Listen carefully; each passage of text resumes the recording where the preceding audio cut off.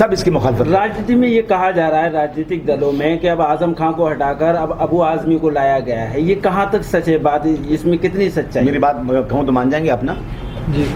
मैं अल्लाह को हाजिर नाजिर कहता हूँ, मुझे किसी ने भेजा नहीं। फिर ये अफवाहें किसके द्वारा उड़ाई? सुनिए ना, पूरी बातों को सुनिए जी।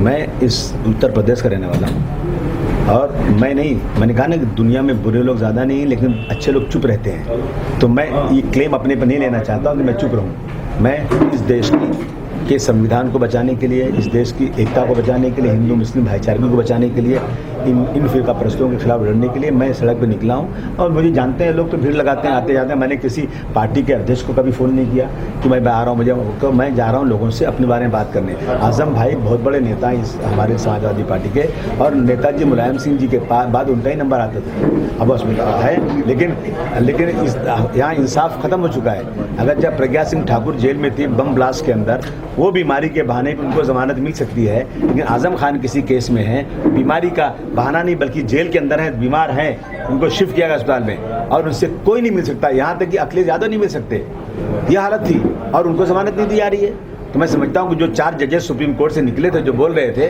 कि इस देश में सब ठीक नहीं है, उसी की वजह है जो ज़मानत नहीं आज हो रही है। सर, लखीमपुर की घटना को लेकर अभी सुप्रीम कोर्ट ने टिप्पणी की है और उसने कहा है कि बोले इस तरीके की जो घटनाएं होती हैं, जो हिंसा घटनाएं होती हैं, उसकी जिम्मेदारी कोई नहीं लेता है। और जबकि किसान कहते हैं कि शांतिपूर्ण तरीके से जो हमारा प्रदर्शन जो जारी है, लेकिन जब घटना होती है तो कोई इसकी जिम्मेदारी सामने लेने नहीं आता। तो क्या मानते? जिम्मेदारी तो लेनी पड़ेगी इन लोगों, जिनका जब एक होम मिनिस्टर के बेटे की गाड़ी ने 8 लोग कहते हैं हमारे मार दिया उसको, तो जिम्मेदारी तो बीजेपी को लेनी पड़ेगी। इस देश की बर्बादी की पूरी जिम्मेदारी बीजेपी को लेनी पड़ेगी। जनता देगी जिम्मेदारी उनको, और देख रहे हैं, सुप्रीम कोर्ट भी देख रहा है ना कि वो किसान बेचारा 10 महीने से बैठा हुआ है, वो क्रोधित हो रहा है, उसके अंदर रिएक्शन हो रहा है, परेशान है, उसके लोग मर गए, खेती नहीं कर पा रहे हैं वो लोग। तो ये बिल्कुल स्वाभाविक है कि गुस्सा आएगा, आंदोलन करेंगे। तो आंदोलन करना हमारा हक है। आंदोलन तो अंग्रेजों के ज़माने में क्या कोई परमिशन मिलता था क्या? गांधी जी आंदोलन कैसे करते थे? एक मुट्ठी नमक लेकर के एक मुट्ठी पूरे देश में आंदोलन किया तो अंग्रेज तो परमिशन देता नहीं था। तो क्या ये अंग्रेज की सरकार है या हिंदुस्तानियों की सरकार है? ये परमिशन देते नहीं। अखिलेश जी जाना चाहते हैं, अखिलेश जी को गिरफ्तार कर लिया गया, कोई नेता वहाँ पहुँच नहीं सकता। उनको वहाँ पर कोई जगह बना देना चाहिए कि आप आइए, देखिए हालात को, देखिए आप, उनको अपना वहाँ पर एक स्पोक्समैन रखना चाहिए, सच्चाई बयान करना चाहिए। आप इस तरह से लोगों को हिरासत में लेंगे, जेल भेजेंगे, केसेस करेंगे, तो मैं समझता हूँ डेमोक्रेसी की हत्या है ये।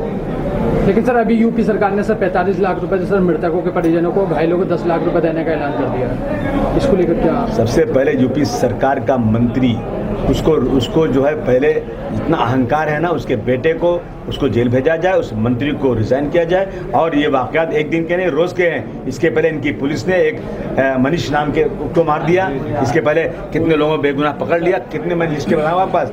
मैं कहता हूँ कि इस सरकार को डिसमिस कर देना चाहिए अगर इस देश का संविधान बचाना है, इस देश की वक़ार बचाना है। तो महाराष्ट्र में सर एनसीबी की जो सर तैयारी ये है कि वो जो शाहरुख खान का घर है सर, एनसीबी उस पर जैसा रेड करने जा रही है, उसके लिए सर तैयारी कर। बिल्कुल, देखिए ऐसा है ना कि सुर्खियों में रहने के लिए शाहरुख खान बहुत अच्छा लगता है, लेकिन शाहरुख खान के बेटे से बहुत बड़े बड़े लोग मुंबई की हर गली में ये काम करते हैं। मैं नहीं कह रहा, मुझे कोई हमदर्दी नहीं शाहरुख खान से, पकड़ा जाए उनको, लेकिन जो बड़े बड़े लोग कर रहे हैं मुंबई में, और जिसको पकड़ने से टीवी में नहीं आता, नाम नहीं होता इनका, इसलिए कि शाहरुख खान करेगा तो आप फारूक खान का बेटा, शाहरुख खान का बेटा, लेकिन शाहरुख खान के बेटे से कई गुना ज़्यादा मुंबई में एनसीबी का काम करने वाले। मैंने असेंबली में 50 बार उठाया और मैंने कहा सरकार से, अगर तुम्हारा दम नहीं है तो मुझे 1 महीना टाइम दे दो मेरे कॉन्स्टिट्यूंसी का।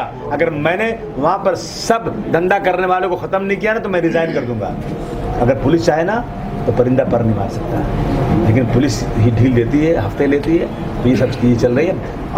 आज मुंबई में बहुत ज़्यादा ये फैशन बन गया है, और नारकोटिक्स। दूसरा, कुछ गरीब लोग हैं, इनको नौकरी नहीं मिलती, कुछ है वो फालतू घूमते हैं, वो कर रहे हैं, और बहुत अमीर हो गए वो ऐश के लिए कर रहे हैं। आज भी साहब असदुद्दीन ओवैसी लगातार न्योता दे रहे हैं गठबंधन का, आखिर क्या वजह है? समाजवादी पार्टी उन्हें साथ लेना नहीं चाहती। भाई साहब, मुझे अगर किसी का न्योता स्वीकार करना मेरी मर्जी, मैं शादी किसी से करूँगा नहीं करूँगा मेरी मर्जी। गठबंधन क्यों नहीं करना चाहते? मैं गठबंधन उससे करूँगा जिसके पास ताकत हो, जो सेकुलर लोग हों, जिनके पास वोट बैंक हो।